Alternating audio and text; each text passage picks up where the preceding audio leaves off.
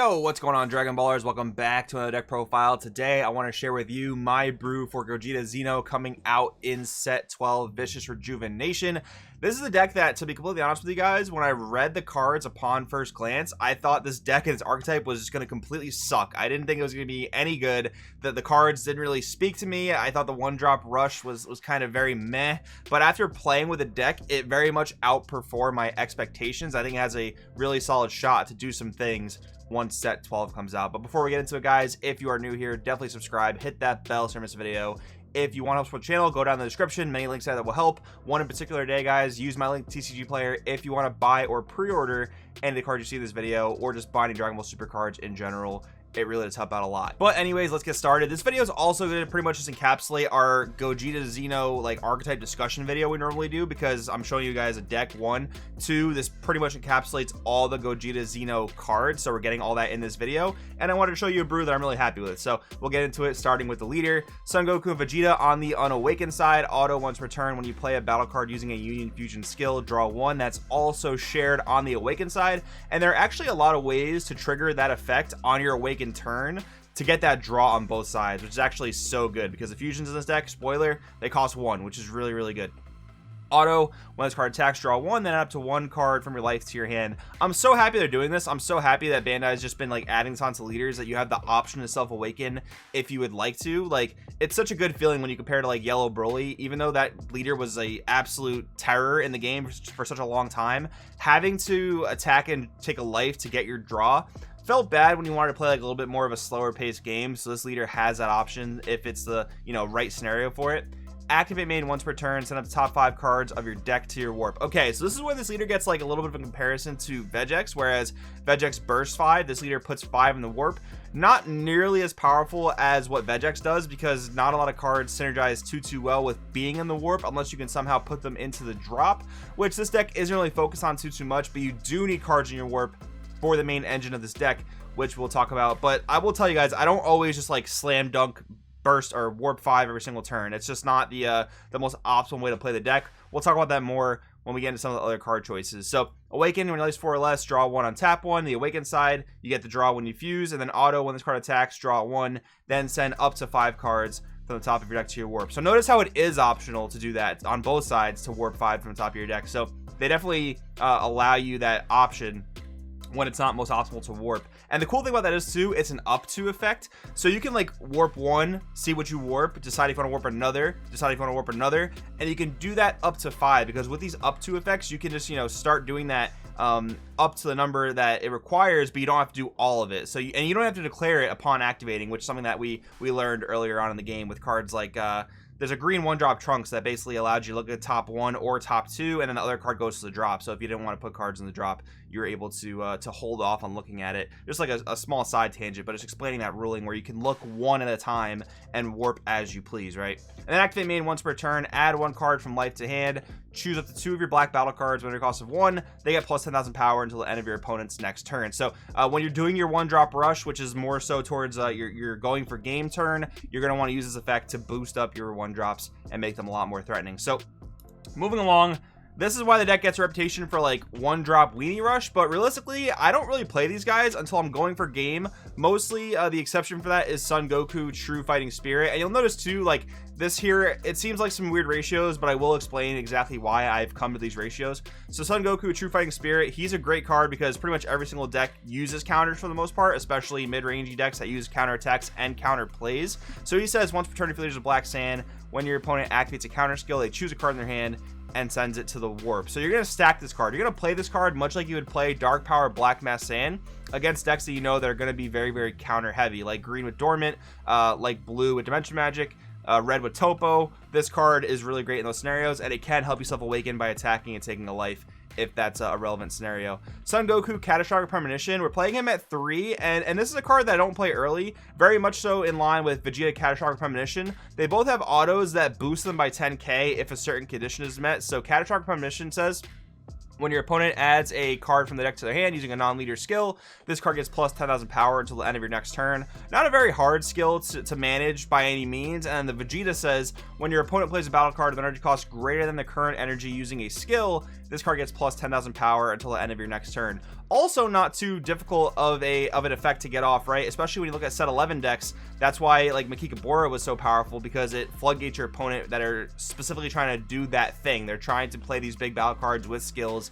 instead of paying their regular energy cost. But I don't play these guys out early, so I don't really do any early one drop rush because they just get removed so easily, right? Like True Fighting Spirit, it's worth it to put out there because he has the highest probability of getting his effect off, and if he does get his effect off, your opponent immediately feels the negative effect of that, right? As where Catastrophic Premonition, you gotta hope they survive till your next turn to then swing with them. They have uniques too, so it kind of messes up your plays later on in the game. Gets a little weird, so I pretty much only play these guys when I'm going for game with some of the effects we'll see in just a minute. But Vegeta True Fighting Spirit, I see a lot of Gogeta lists playing 4 copies lists. I see a lot of lists actually just playing 4 copies of all these guys, and I really think you can sacrifice some of these Vegetas, especially another little bit of a spoiler. We're playing the Vegeta super combo that basically allows you to draw 2 and bottom deck 1. He's a 5k Vegeta, so in terms of like your fusion plays, he has the valid amount of power to be used for fusion, and that works from your warp. So you don't need 12 copies of a Vegeta. In this deck in particular, we have 9 copies. So True Fighting Spirit, his auto says, if your leader is a black sand card, when your opponent switches their energy to active mode using a non-awakened skill, they warp a card in their hand. So the reason I don't main 4 of these, or main more than 1 really, is because that is such a matchup specific effect that I really just don't feel good maining more than 1, because there's gonna be so many matchups where it's just very, very dead. But we do play the 1 because there are gonna be scenarios where you have your unique Vegeta on the field and you want to be able to play another copy of a 1-drop Vegeta. So that is why we're on the 1 copy. Definitely decide more if you're gonna play this deck in a best of 3 scenario. I just don't see the real reason to main more than 1.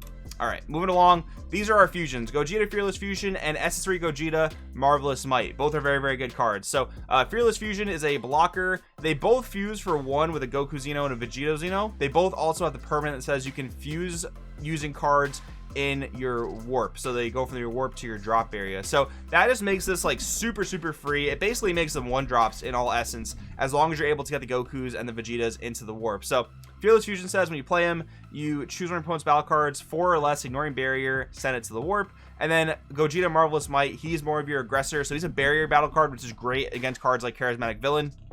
And activate main for 1 black. Place this card at the bottom of your deck. Play up to 1 Son Goku Xeno with an energy cost of 1, and up to 1 Vegeta Xeno with an energy cost of 1 from your drop area or warp. So when you're ready to basically go for your 1-drop weenie rush, that's when you use the activate main. I don't use this activate main, you know, as soon as I play Marvelous Might. Like, I'll play Marvelous Might, I'll attack with him, and if I'm not ready to go for game, I won't pop him off with the activate main because he is a 20k barrier battle card. He's relatively difficult to remove, and I can just keep swinging with him turn after turn after turn. And like I said, those 1-drops, they are very, very vulnerable to being killed by a number of things. Like Dormant Potential just takes out 2 of them for free for literally 0 energy. So I will sell this guy until I'm ready to go for game. Then I'll bring out those 1-drops and start swinging with those as well. Use my leader effect to boost them. Now the next card you guys might be wondering about, Mirror Dimensional Superpower. We're not playing the PyCon Unison in this deck. The problem I've noticed with black Unisons, especially ones that have 15k power or less, they don't survive. They get removed so easily. So what I'd experienced with, I obviously tried playing PyCon out. When I would play PyCon, you want to play him early, right? So you want to play him like maybe turn 1, turn 2, start boosting him up with markers, and that allows you to play your Gokus and Vegetas early, give them plus 10k, put a little bit of pressure on. But then you have a big problem. Your PyCon is super susceptible to dying because you don't have a free black Unison counterplay, and your 1-drops just die pretty much for free. So there are 2 big problems there. Mira solves that problem because I don't really care if my opponent removes him early. Like, they can remove him like a turn or 2 after I play him.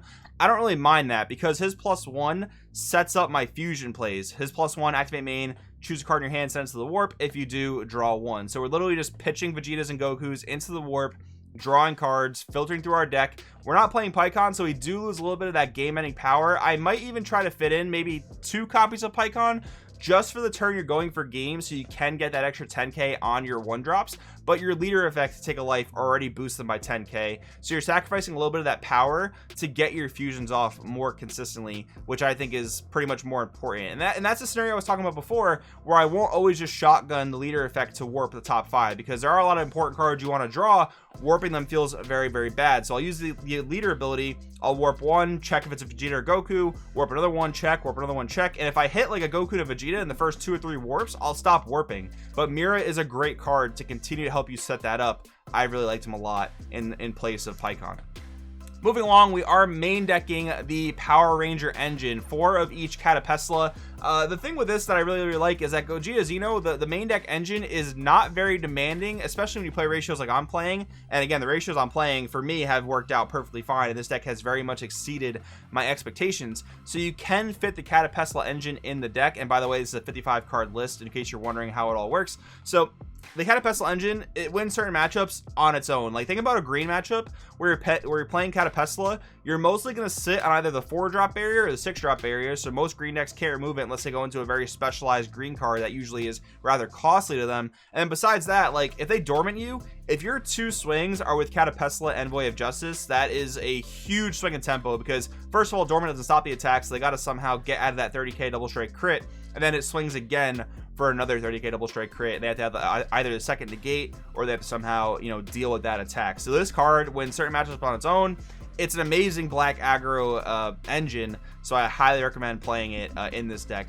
But otherwise, you could take these cards out, play a number of other black cards that are very, very good in this deck as well. But I like this a lot. All right, moving along for the last of the battle cards. 3 Dark Power Black Mass Sand. He is a 1-drop attacker, so our leader can boost him up if we need to, while we're going for game. Son Goku, Sand Transcendence, absolutely perfect in this deck. You do have very, very easy access to 1-drop Goku Xenos, so you can pretty much swing with them, pay 1, warp it. This guy comes in active mode thanks to how Xeno Evolve works, and he's another 25k swing, so he's amazing on your going for game turn. And then SS Vegeta Prince Strikes Back, our super combo, synergizes incredibly well with the deck because of the fact that we can use it from our warp to fuse if it ends up there, right?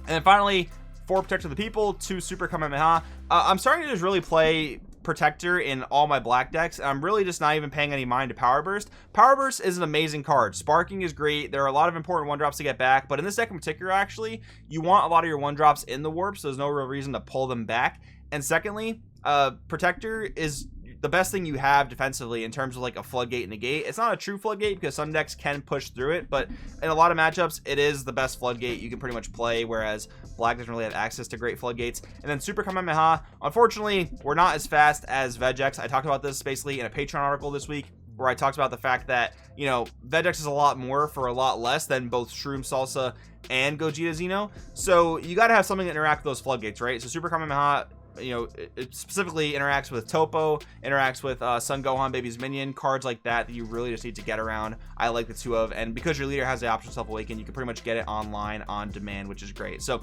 overall, guys, that's my list. I've been liking it. Again, it really much exceeds my expectations. Let me know in the comments below what you think, what you would change. Thanks for watching, and I will see you guys next time.